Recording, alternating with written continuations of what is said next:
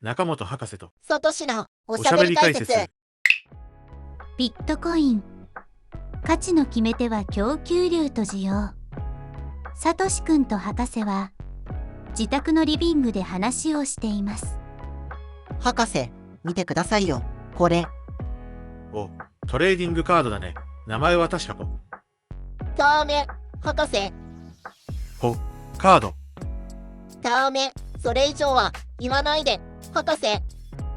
わかった。ところでそれ、いくらだったんだい？ 1000ドルでゲットだぜ。1000ドルだって結構するんだね。欲しい人が大勢いますからね。カードの総枚数が少ないからどうしても高くなっちゃう。じゃあ、今日はそのトレーディングカードを例に、ビットコインの供給量と通貨の価値について話をしようか。それは面白そうですね。ぜひお願いします。まず、法定通貨の供給量から話そう。法定通貨は中央銀行が供給を管理しているんだ。だから政府がいっぱいお金を印刷できるんだよね。そうだね。中央銀行は経済状況に応じて通貨を増やしたり減らしたりできるんだ。でもそれってコントロールが難しそうだね。その通り、時にはインフレーションが起きることもある。お金の価値が下がるんだ。なるほど。だから昔は1ドルでコーヒーが買えたのに、今は6ドルもするんだ。そうだね。中央銀行はが発行するお金に上限はない。だから、やろうと思えばいくらでも発行できるんだ。それってお金が無限にあるってことですか？理屈ではそうだが、多く発行しすぎると、ハイパーインフレーションといって、通貨の価値が暴落する。だから、調整しながら発行しているんだ。少しずつインフレさせていく、そういうことですか？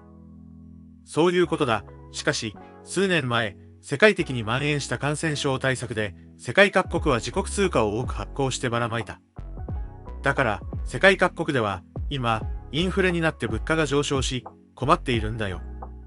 通貨の発行量が増えたから、通貨の価値が下がったってことですね。その通り、次に、ビットコインの供給量を見てみよう。ビットコインは中央集権的な組織がないんだ。じゃあ、誰が供給をコントロールしてるの？ビットコインの供給は、あらかじめプログラムで決まっているんだ。プログラム？どういうこと？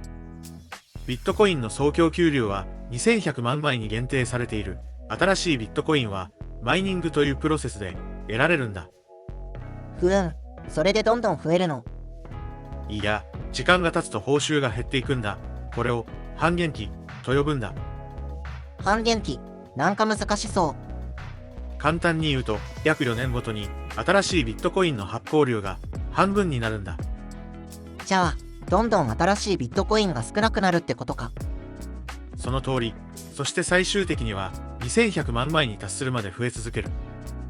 トレーディングカードとどう関係があるの？例えば、限定版のトレーディングカードを想像してみて、枚数が限られていると、その価値が上がるよね。ああ、希少価値ってやつだね。ビットコインも同じような原理で価値が生まれるんだ。供給が限られているから、需要が増えれば価値も上がる。なるほど。限定版のカードみたいに希少だから価値があるんだね。そうだよ。逆に法定通貨は無制限に発行できるから、いくら需要があっても価値が下がるリスクがある。そうか。それでビットコインはデジタルゴールドとも呼ばれるんだね。その通り。そして、これが供給量と価値の関係なんだ。よくわかったよ。でも、ビットコインの価格はすごく変動するよね。それも、希少性と需要のバランスから来るものなんだ。なるほど。奥が深いね。それでは、今日のポイントをまとめるよ。まず、法定通貨は中央銀行が供給を管理している。次に、ビットコインの供給量は2100万枚に制限されている。最後に、希少性が価値を高めるという点で、ビットコインは限定版のトレーディングカードに似ているんだ。わかったよ。博士、今日も面白い話をありがとう。どういたしまして。ビットコインとトレーディングカードの価値は供給量と需要で決まるんだぜ。その通り。こうしてサトシくんはビットコインについてまた一つ賢くなったのであった。このチャンネルが少しでも良いと思ったら高評価、チャンネル登録よろしくお願いします。